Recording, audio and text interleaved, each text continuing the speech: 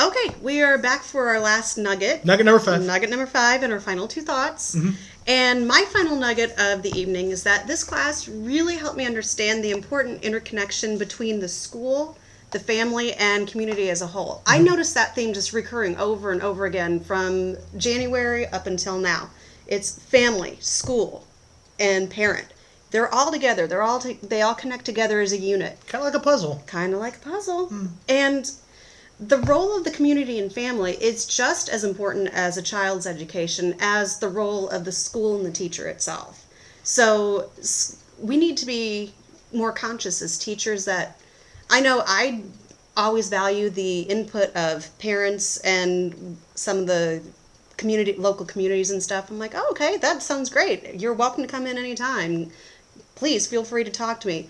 Other people in my school, they're just very possessive of how they do things, or they take the mindset of, well, I'm the expert, so yeah, and then they just kind of discount them. So they cubicle it.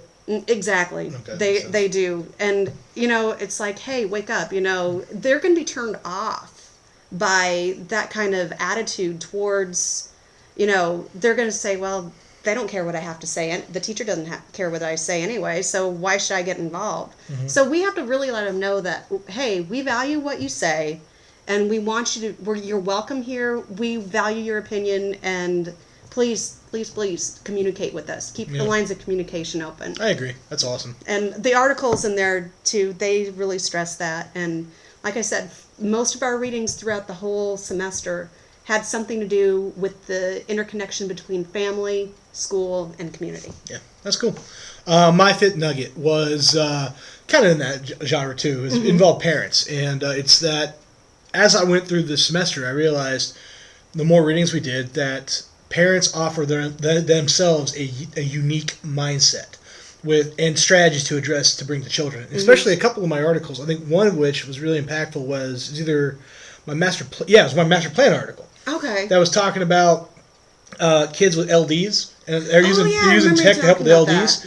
Is that if we bring parents to come in, they know comforting strategies, they know soothing strategies, they know more about the disorder that their children suffers from than we do. Right. So the best thing for us to do is to talk to these parents, make them feel like a part of the classroom community, and bring them in so that they have their own unique concept on their child, not only their child, but perhaps their curriculum. Another one of my articles was how to teach gay, lesbian, bisexual, and transsexual sexualities to kids.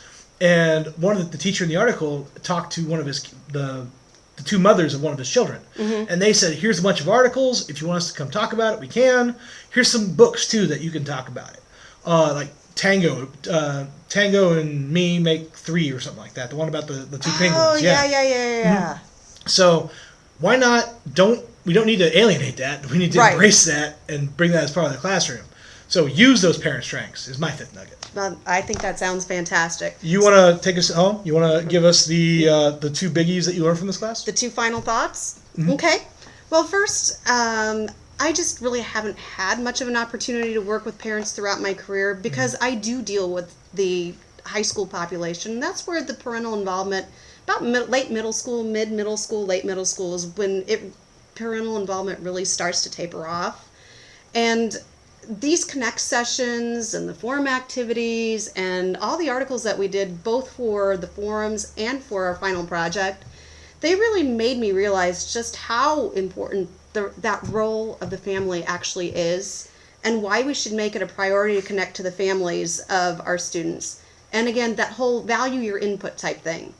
I know for me, I'll be reaching out more to my students' parents because of the things that I've learned in this class and the strategies I picked up from my colleagues. And even though I might not get many parents involved, each one I do connect with will really be special. Yeah, that's cool. And my second takeaway is I can't thank my instructor and my classmates enough for providing me with so many opportunities to discuss the role of the family in our students' lives.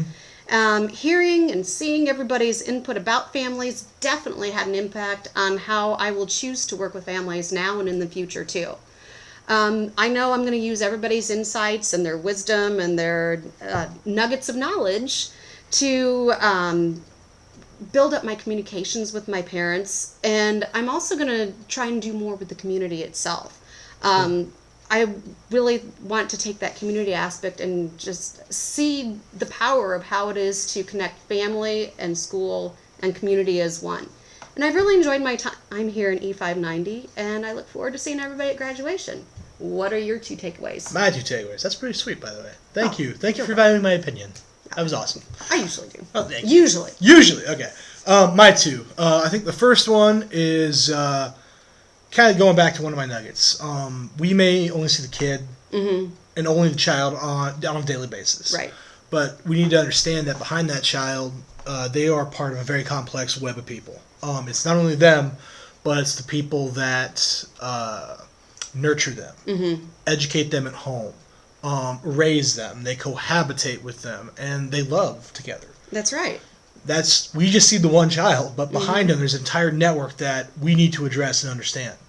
Be it single parent, multi-parent, no parent, foster, whatever the structure is. We have to understand that no 2 kids are the exact same. Oh, that is for sure. Even twins aren't exactly the same. Oh, yeah. They've got different personalities. I've had several twins in my career, and it's like, I just can't believe how different you 2 are. So the big thing with us is knowing that kid, we have to understand that they have very unique situations. Right. So that's my first big aha takeaway. My second one is going, again, I think with my 5th nugget a little bit.